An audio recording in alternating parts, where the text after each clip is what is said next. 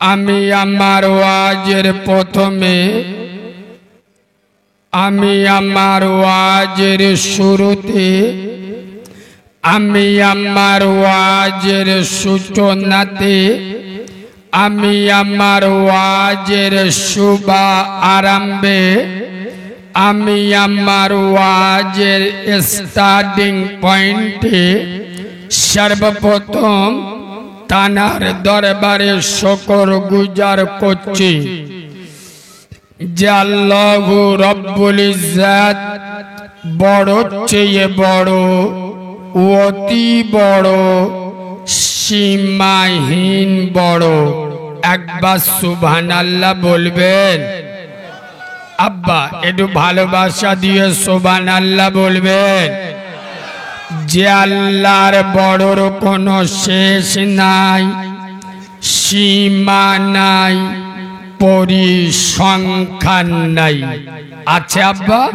যার ক্ষমতা পাহাড়ের প্রান্তদেশে, দরিয়ার তলদেশে, সাগরের গভীর গহনে একমাত্র ক্ষমতা চলে কার বলো? আব্বা জোরে বলো। যিনি অন্ধের চোখে জ্যোতি, বোবার মুখে কথা, বাঁঝার পেটে বাচ্চা, ভিখিরিকে 1 মিনিটে বাদশা করে, এ পাওয়ার কার? চিল্লে বলেন আই আব্বা। যিনি অচলকে সচল, দুর্বলকে সবল, নেতাকে ক্যাতা আর ক্যাতাকে নেতা 1 সেকেন্ডে খেলা ঘুরিয়ে দেন। এই ক্ষমতার আসল মালিককে। আর একটু মিষ্টি করে বলেন আই আব্বা। যিনি আপনার মালিক, আমার মালিক, আসমানের মালিক, জমিনের মালিক, জান্নাতের মালিক, জাহান্নামের মালিক, হায়াতের মালিক, মৌতের মালিক, গোটা দুনিয়ার একমাত্র মালিকানা যার কুদরতি হাতে, তানার নাম জোরে বলো। আর একটু ভালোবাসা দিয়ে বলো।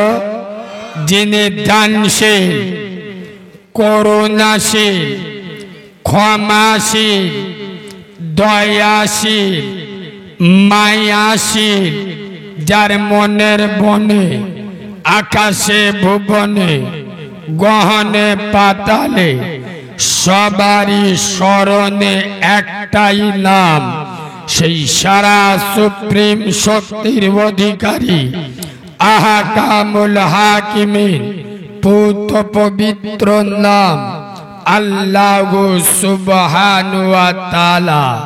তানারি দরবারে সবাই মিলে সমবেত কণ্ঠে আমরা সকলে পড়ছি আলহামদুলিল্লাহ। আলহামদুলিল্লাহর আওয়াজ ফেরেশতারা শুনতে পেয়েছে যে কায়দায় আলহামদুলিল্লাহ বললে আল্লাহর কি রে বাপ শয়তানও বুঝতে পারে।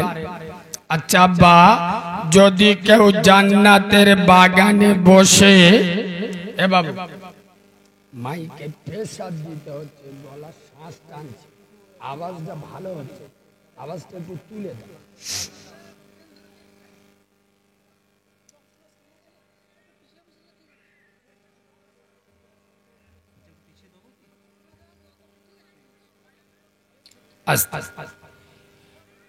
যদি কেউ জান্নাতের বাগানে বসে আমার আরশের মালিকের শুকরিয়া আদায় করে, আমার মালিক খুশি হবে না হবে না? জোরে বলেন। সেই মালিককে খুশি করতে চান না চান না? তাহলে একটু ভালোবাসা দিয়ে পড়েন আলহামদুলিল্লাহ। এইরকম আওয়াজ দেবেন, শয়তানের চোখ বুলু হয়ে যাবে। আওয়াজটা ধরে রাখেন, চলে। ঠিক তারপরে পরই শত কোটি দরুদ ও সালাম বর্ষিত হোক যে নবী জন্মের পরে মক্কার মরুভূমিতে পা রাখলে মক্কা মুআজ্জামা হয়ে যায়, যে রাসূল মদিনার মরুভূমিতে কদম রাখলে সোনার মদিনাতুল মুনাওয়ারা হয়ে যায়, যে রাসূলের হাতে হাত দিলে আবু বকরের মতো সাহাবা সিদ্দিকে আকবার হয়ে যায়, যে নবীকে আলিঙ্গন করলে ওমরের মতো সাহাবা ফারুকে আজম হয়ে যায়, যে নবীকে বিয়ে করলে, যে নবীর কলিজার টুকরা মেয়েকে বিয়ে করলে উসমানে গনির মতো সাহাবা জিন্নুরাইন হয়ে যায়, যে নবীকে ভালোবেসে শেরে খোদা আলীর মতো সাহাবা হায়দারে কাররার হয়ে যায়। শুধু তাই নয়, যে নবী আল্লাহর আরশ আজিমে উপস্থিত হলে আরশ মুআল্লা হয়ে যায়। সুবহানাল্লাহ বলে। সেই নবীদের নবী, নবীদের ইমাম, আশরাফুল আম্বিয়া, ইমামুল আম্বিয়া নবী মুহাম্মাদুর রাসূলুল্লাহ, সকলে পড়ুন সাল্লাল্লাহু। তানার উপরে অসংখ্য দরুদ ও সালাম বর্ষিত বা নিবেদিত হোক। আমরা সকলে পড়ছি আল্লাহুম্মা আমিন। রাস্তায় যারা দাঁড়িয়ে বা বসে আছে, আপনাদের কি পদে চুলকোনা হয়েছে? মালগুলো কবে সারবে? জান্নাতের বাগানে বাপ দাদার চাচার বয়সের লোক বসে আছে, যেরাম পায়খানা ফেরে ওইরাম বসে আছে। এই বাবু ভিতরে এসো না, যদি ভিতরে না ভালো লাগে বাজারে চলে যাও, সামনে ওইভাবে বসে যাবে না। কমিটির ছেলেরা ওখানে চলে যান। কত বড় নির্লজ্জ হলে এতবার চেল্লাচ্ছি, আগুনে বসে ভাই আমি লোকে ভালো না, এমন ভাষা বলবো কানতে রক্ত বেরোবে। বক্তা বুঝে দাওয়াত করবেন, চুমো খাওয়া মৌলবি আমি নয়। বোঝাতে ভালো লাগে কাঁদে, যারা বাচ্চা ছেলে বোঝে না। আরে হ্যাঁ না না, তা 40-50 বছর বয়স হয়ে গেল, ওদের যদি বোঝাতে হয়, ওদের মতো নাবালক আর মেদিনীপুরে আছে? কথা বলে না।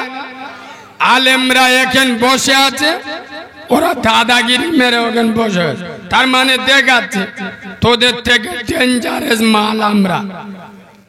কথা বুঝতে পারুন? যারা আলেমদের ইজ্জত করে না, আই দিস চ্যালেঞ্জ, তারা আমেনার লালকে ইজ্জত করে। যারা আলেমদেরকে ভালোবাসে, তারা আমার আব্দুল্লাহর বেটাকে ভালোবাসে। চলে আজকেকার জলসার সদ্য সম্মানিত, নির্বাচিত, স্মরণীয়, বরণীয়, মাননীয়, সম্মানিত, সুনামধন্য আজকের জলসার যোগ্য সভাপতি, আপনাদের মসজিদের যোগ্য পেশ ইমাম, আমার সামনে বসে থাকা দিনদার, পরহেজগার, জ্ঞানী, গুণী, বুদ্ধিজীবী, বিচক্ষণ, আমার পিয়ারা হাবিব, মায়ার উম্মতে মুহাম্মাদি সাল্লাল্লাহু আলাইহি ওয়াসাল্লাম, পর্দার অন্তর আড়ালে আমার লজ্জাবতী, শীতলবতী, অজ্ঞবতী, সবর কারণী, ধৈর্য ধারণী, ধার্মিকা, আল্লাহওয়ালা, আল্লাহ ভীরু, খোদা ভীরু আমার সোনামণি মা ও বোনেরা, যতক্ষণ কথা বলবো আল্লাহ যেন বক্তা এবং শ্রোতা উভয়কে আমল করার তৌফিক দান করে। আর একবার পড়ুন আল্লাহুম্মা।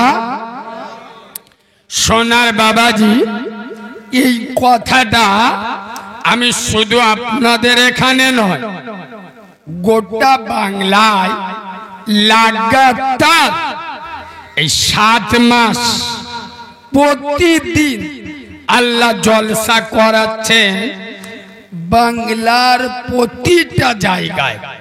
শুধু বাংলা নয়, বাংলার বাইরেও আমার যেখানে দাওয়াত হয়, যারা বাংলা ভাষা বোঝে, আমি প্রতিটা জায়গায় এই কথাটা দিয়ে বক্তব্য শুরু করি কি জাল্লা বক্তা এবং শ্রোতা বলার থেকে, শোনার থেকে বেশি আমল করার তৌফিক দান করে।